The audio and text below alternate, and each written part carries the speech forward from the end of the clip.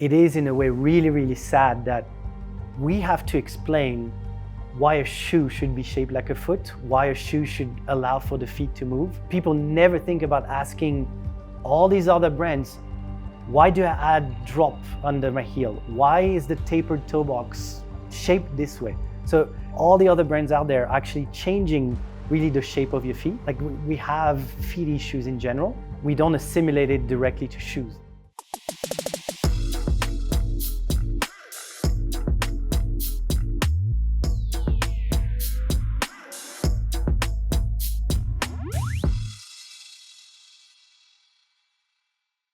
So Cedric, thank you for having us in the store. No, thanks for having me. We've learned about Stride Labs from Gate Happens last year. We watched a video where they came in and checked out the store. And since then, we've just been thinking we have to come and check this out. It's really beautiful. You guys have done an amazing job. Thank you. I love it. So the first thing, I kind of want to take this in a progression way. Obviously, as of today, you are a co-owner, co-founder of Stride Lab. Which, as I understand it, is the first minimal footwear store in this region? In the US. In the whole of the US? Yeah, in the US, we're the only store that only carry zero drop foot shape, like strictly zero drop foot shape right now. Gotcha. Yeah. Wow. And I imagine that's going to grow quite a bit from here on out. I hope so. Yeah. And you've also previously worked at Altra running, Xero shoes, Vivo barefoot. So you've been in this space for a long time. Yep. So what I'm really curious to start with is, where did this all begin? And as I understand it, you went to school for business, and then you did a master's in kinesiology and biomechanics. Yep. So my first question is, how did you go from business? Because I studied business as well. How did you go from business and then being interested in kinesiology and biomechanics? What was that transition like? Yeah. So I mean, business was sort of the default when I first came to the US to play golf. So they just, like the coach automatically put us in business because we barely spoke English and it was kind of the easy way to get in. From there, like when I graduated, I decided to try to play golf professionally. From there, like the conditioning and everything, that's when I started running a lot, trail running a lot, and I got really interested in shoes. The more I got interested in shoes, and I didn't come from any injuries or anything like that, because a lot of people that get into that world of minimal barefoot shoes kind of have a story of plantar fascia issues, mobility issues, and things like that. For me, it was just researching what kind of the best and, like looking at gaits, because when you play golf, everything is about the swing. You analyze everything, you analyze movement. So it was the same for running. It's like, as I was looking at running shoes, I was like, there's got to be a better running shoes than others. So I kind of went down the rabbit hole, and that was, around 2011-ish, when, Born to Run and Vibram Five Fingers, so there was kind of a hype for that. And then I kind of discovered like zero drop foot shape, flexible barefoot shoes are good for you, good for the gait. So that's where I got into it. When I stopped playing golf after a couple of years, I decided then to go back to school to then study it, because I had read and researched so much about it, from a consumer standpoint. I was like, well, might as well go back and really understand it. So that's really what got me into it. And then I did my research on running gait analysis with barefoot shoes. Okay. And then from there, well, that really got me into this world. So okay, that's interesting. It wasn't like a pain perspective or a rehab perspective. It was coming from, your interest, and you're playing golf and thinking about the mechanics. And then that got you interested in like the feet and then footwear. And then you're like, okay, let me study this a little bit more. Yeah. That's fascinating. And so you did a thesis project. I did. What was that thesis project about? Yeah. Exactly. And what was the result? Yeah, the result was awesome. So it was about, looking at traditional runners. At the time, we were really big on looking at, heel foot strike versus forefoot strike. This has evolved over the years, but those were early days. So we looked at traditional runners, traditional heel foot strikers that use just running shoes, what we call like traditional running shoes. The idea was to take a group of people, and without really doing an intervention in terms of teaching them how to run, it was, can we take barefoot shoes, put them on their feet, gradually increase their running load week over week for 4 weeks, and then have another checkup at 8 weeks, but without really, doing an intervention. Just put the shoes on when you run. That's what you run in. And then, the weekly kind of analysis we did video analysis with them. We did qualitative as well, which was interesting. So from that, what we saw is without doing anything, people slowly transitioned to a different running gait, which was amazing. Interesting. So we looked at vertical oscillation, we looked at foot strike patterns, which was the big one. We looked at stride length, and everything kind of went to what we looked at as a better running gait. So shorter stride length, less vertical oscillation, and then the foot strike pattern that went to midfoot to forefoot strike. So it was kind of a dream study because it was outside as well. So it was not in a lab, it was not on a treadmill, which also affects running gaits. Like the goal was to do something real life. Like, can we, that's someone that would just put on their shoes and go run.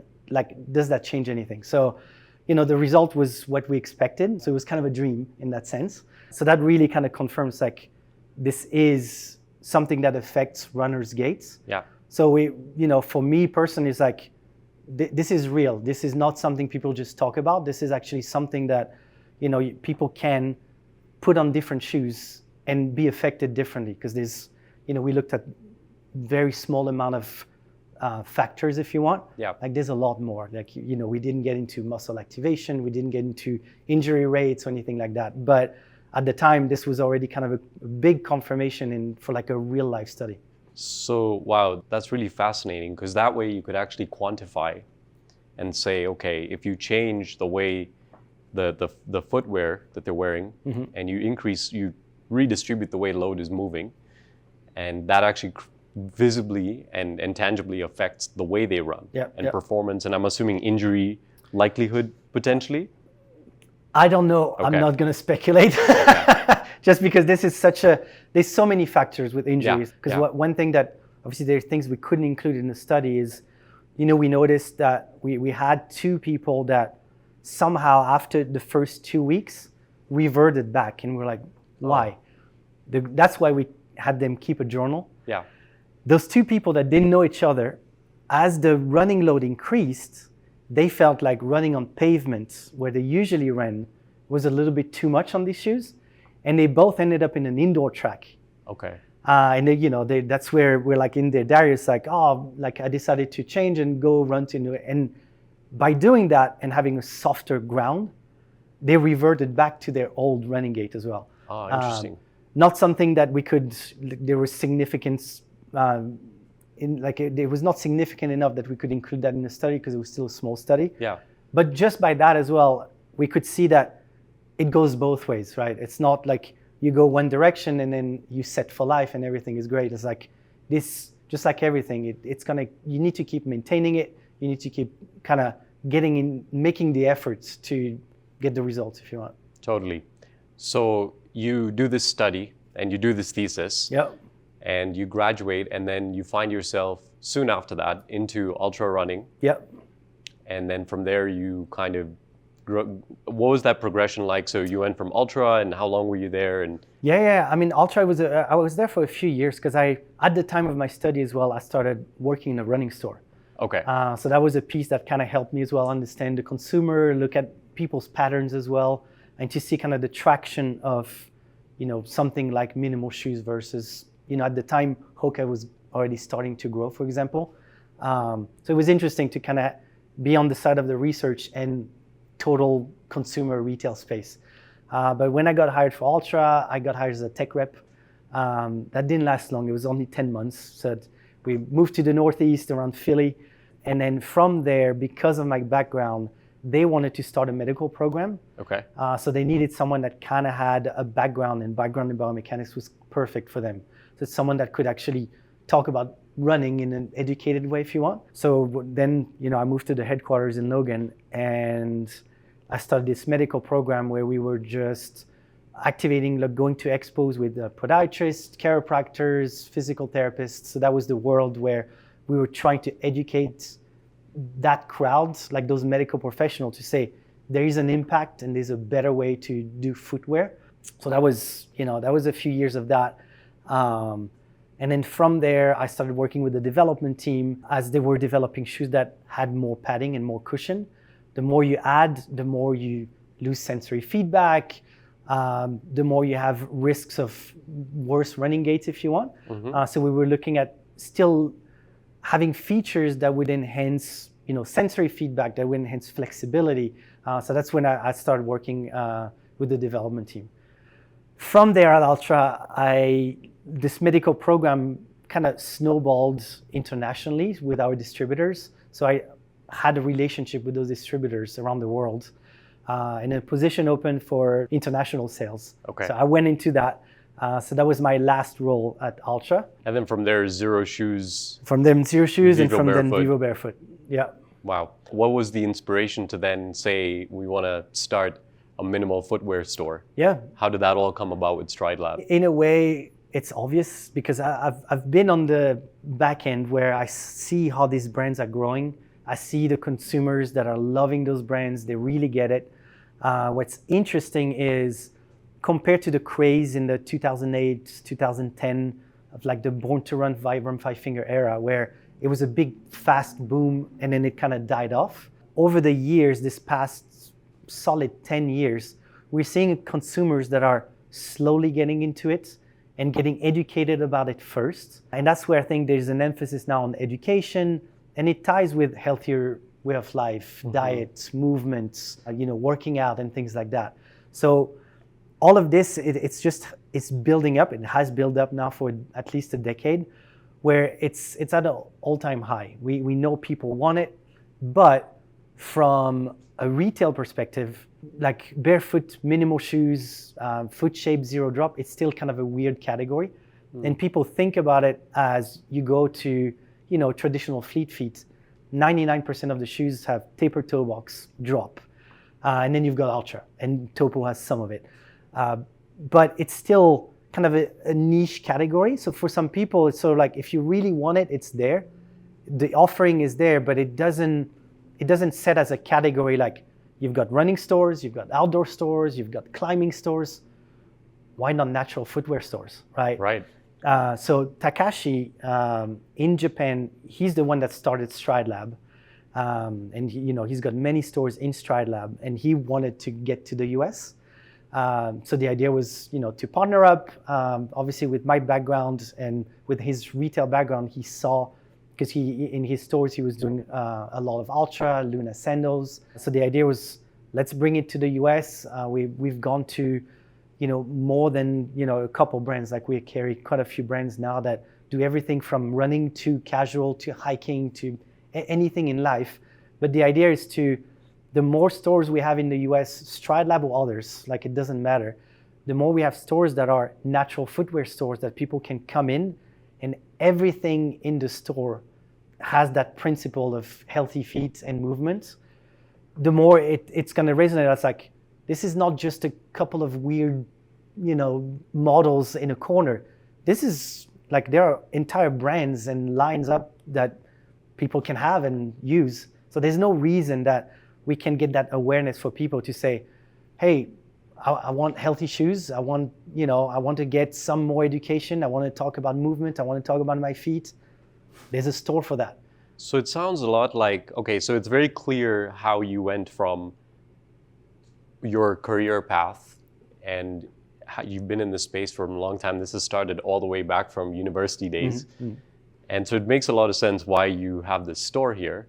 And it's pretty cool to learn that Stride Lab has been successful in Japan, and this is sort of the introduction into the US. Yep. And also the focus on minimal footwear as a category, and really focusing in on that and giving people an outlet to come and try different brands. There's so many different brands now, so many different styles, casual, athletic, etc.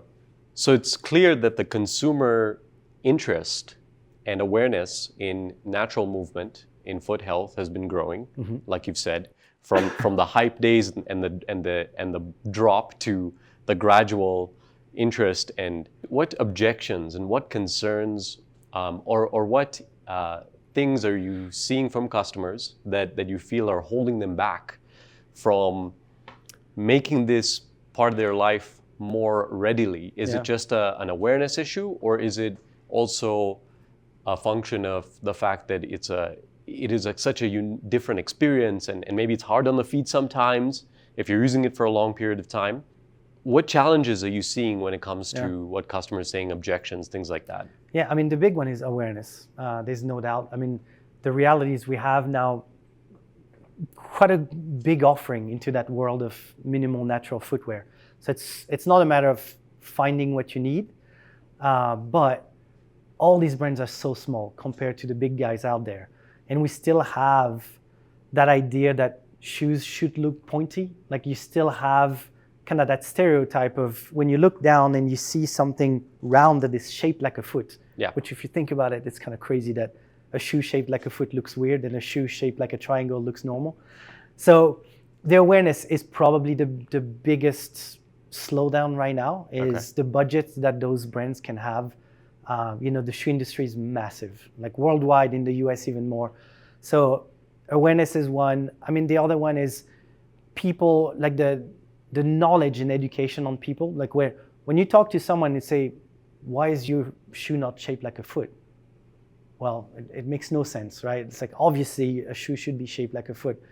When you get into more of the pain points of, people have bunions, people have plantar fascia issues, like a lot of Americans in general. Worldwide, it's more mixed, but we have feet issues in general, and they don't necessarily instill at the medical professional level, we don't assimilate it directly to shoes. Like this is not the first thing that we look at. It's like, your shoes are wrong, you should get into something that allows for your foot to be in a natural position, in a relaxed position, allow for your big toe to engage. Like those are really basic concepts that any other movement pattern that we do in any other sports or day-to-day life, it's obvious that we always allow for the body to move. The feet are really the only thing that we kind of cage up, and we don't allow for that. Yeah. So there's a consumer awareness and really kind of the stereotype of what a shoe should look like that we will fight for years. It's growing, but we have long. What are you hearing that? So yeah, it's clearly lack of awareness. You're working against the grain. Yeah. Right. These big shoe brands, big budgets, like you've said, and then on top of that, there's an education element. It's not just looking at a shoe and being like, that's comfy and that looks good, but it's educating on why it's shaped this way, why it moves this way, why you should try to make it more part of your life, which adds that layer of complexity. Yep. How do you guys go about educating your community? Yeah. What do you do here for that? I mean, we try to engage with medical professionals, with people that are all about movement. Like we try to host events. We try to really connect with the community. One thing that you said that makes me laugh a little bit is, it is in a way really, really sad that we have to explain why a shoe should be shaped like a foot, why a shoe should allow for the feet to move. But people never think about asking all these other brands, why do I add drop under my heel? Why is the tapered toe box shaped this way? So it's funny because all the other brands out there are actually changing really the shape of your feet. Yeah. All these minimal and natural shoes are there not to be in the way. They're just, there to fit your body. And then depending on the activity, some are for trail, they're gonna have lugs, some are for the winter, or waterproof, or just like shoes are made for. It's there to serve a purpose as a tool if you want. But it's funny that the burden always falls on this category that actually doesn't change anything. They are the ones changing really all the elements of how the body reacts to it. But well, it is what it is for now. I think it's a function of inertia. Yeah. We actually experience a similar battle when it comes to, we're about workplace wellness and movement, trying to make movement more accessible. But for the longest time, in time immemorial, ergonomics has been centered around making sitting more comfortable. It doesn't quite factor in the idea of movement. If you think about posture from an ergonomics perspective, it's really, you have to be in this posture you must have your mouse here, you must type this way, you must have your screen there, you must look this way. But the reality is that conversation, while it has merit, it's missing an element of movement. It's missing something. Now that something needs education. So, I can actually resonate because we are thinking the same thing. Where was that to begin with? Yeah. How did we get here? But the reality is we've gotten here because of this constant decades of messaging around really, ill-informed messaging around, and people don't think about these things. So now we have to fight against that, work back, claw out of this hole. Yeah. So to someone who is new, a lot of people who will be watching this have never tried minimal footwear before. Yep. Maybe have never even heard about it before.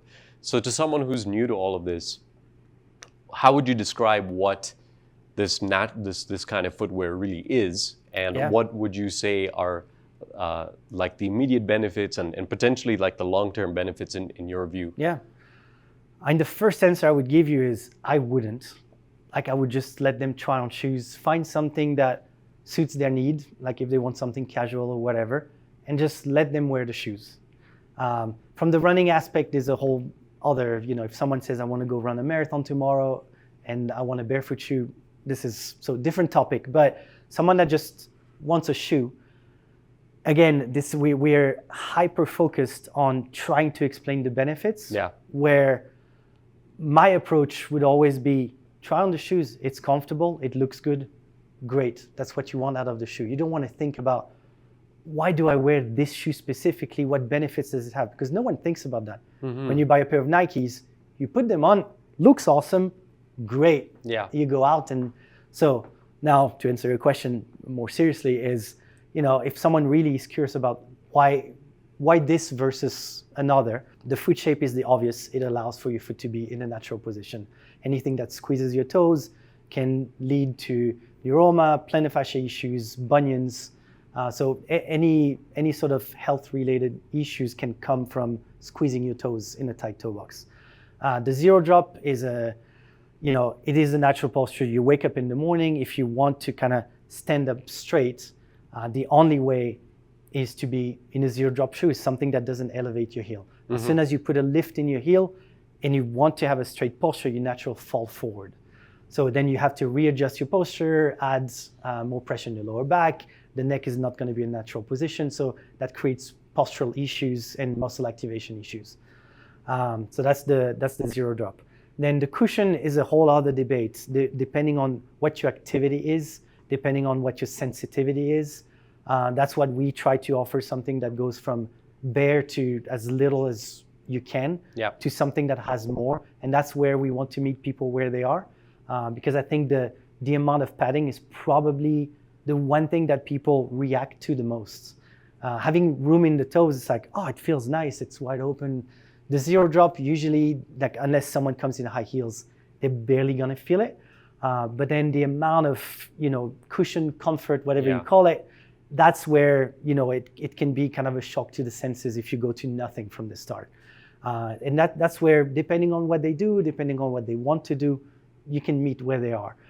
So, we are not saying you have to be in this amount of cushion. It just depends on the activity. If you go on trail and it's like pointy, sharp rocks, chances are most people want a little bit of protection just in case as they're getting into it. So if they're new to this world, we'll just try to kind of see what they want from it. Yeah, and on that point with regards to transit, because I completely understand. So you have a wider toe box that allows your foot to have some freedom, especially in the front. Yeah. You have a flat surface, so you're not creating an elevation on your heel, which then creates changes in how your body is upwards. Yep. Like, you're not leaning forward, you're not compensating, you're not adding pressure, which may seem like a small thing, but if you think about walking every day and using it, adds up, it compounds. Yep. And the cushion, I totally understand that being the sticking point. I the first time I tried barefoot shoes, I went so, I used it so much. It was an everyday, all day thing. And I quickly realized that I actually needed to take a step back and I needed to transition into it and be a bit more conscious, because the ones that I had were very, very, very thin.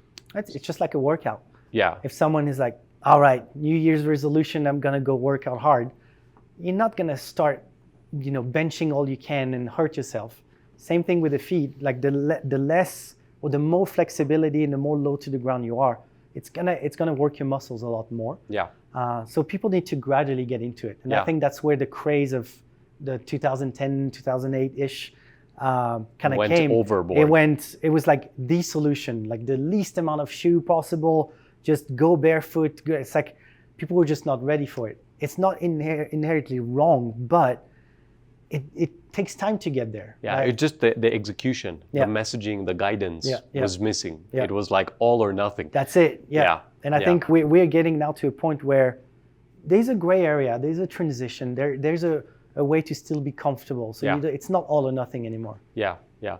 Okay. As we wrap up, I want to learn about your new brand, your new shoe brand coming up. Yeah. Tell us about the brand, which you're wearing the shirt. Yeah. Notice. Yeah. Tell us about why did you make a shoe? Yeah. What's this all about? So obviously following the principle, I wanted to create something that follows everything we talked about. It has to be foot shaped. It has to be zero drop. And for me, it has to be flexible, right? Not to get in the way. For me, I look at shoes as it's just a tool to whatever activity you need it for, it's there for that. And you create the product around that. Yeah. It does have kind of that wider toe box. Yeah. It will be zero drop, but it doesn't look like it, which that's another thing. Aesthetic is important. I think that's something that we can all agree on. Yeah, it looks like it has a heel, but actually it's designed to be flat. It is designed to be flat. And it is, obviously, there's nothing to it. It's fully flexible. So that's what we want to provide. The first shoe is a trail shoe. Then we will do a road shoe. We will do court shoes for tennis and pickleball and gym shoes. So we are staying in that performance category. But the reason I wanted to kind of create this is it is in between what we currently have in the market. So right now you kind of have the two categories of it's barefoot or it's kind of have that high cushion.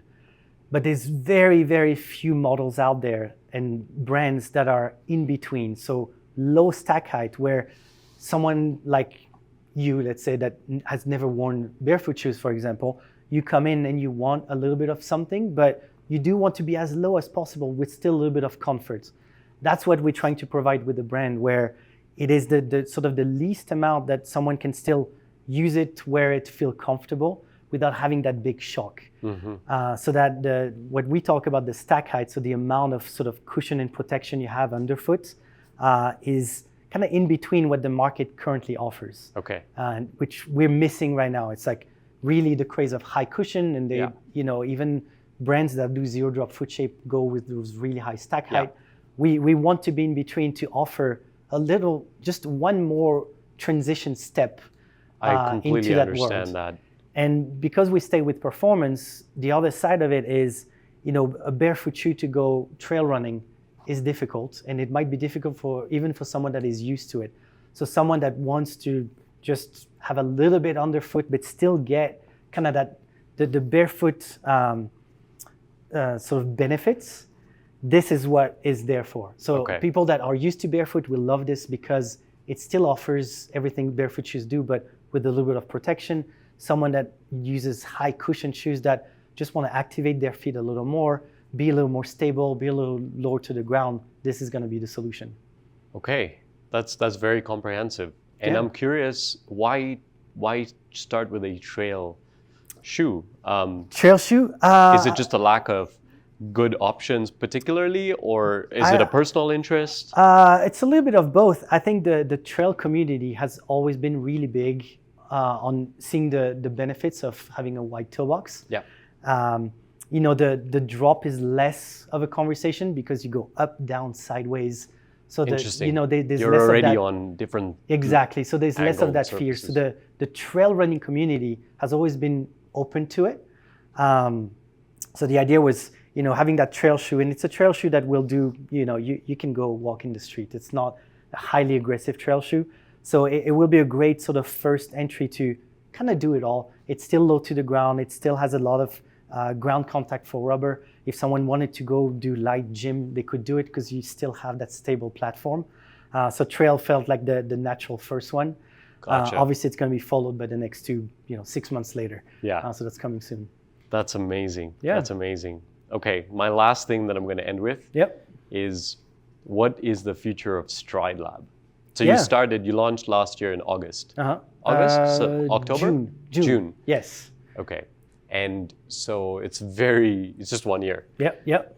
So what is the future look like? Are you looking to open a lot more stores, or what's the plan? Yeah, for sure. I mean, that's, like if you look at REI, if you look at Fleet Feet, that's where we want to end up. And then if it is through Stride Lab or it just inspires a lot of other people to open similar concept, great. We need it regardless. Yeah. But really, we're thinking about expansion, thinking about franchising. Like we do want, for us, Stride Lab to become synonym to, natural footwear store. Okay. Just like you think outdoor, you think REI, you think running, you think Fleet Feet. This is what the inspiration is, like becoming, kind of the name for natural footwear, where you find anything you want in that category, you'll find it and you will have store all over. It's going to take a few years, but ultimately this is I see the vision. Yeah. I see the vision. Yeah. Awesome. Well, I think we've had a great conversation. Sweet. Thank you for your time and all of your insight. And I think a lot of people, especially people who haven't been exposed to minimal footwear, or maybe have been exposed and have the perception of it being a very niche, fringe, odd thing to do. Yeah. Hopefully they get inspired by what you're talking about and what you've shared, and also realize that this has moved well past that point, and it is getting into the mainstream. Yep. It's coming. Thank you for your time. Thanks so much. Awesome.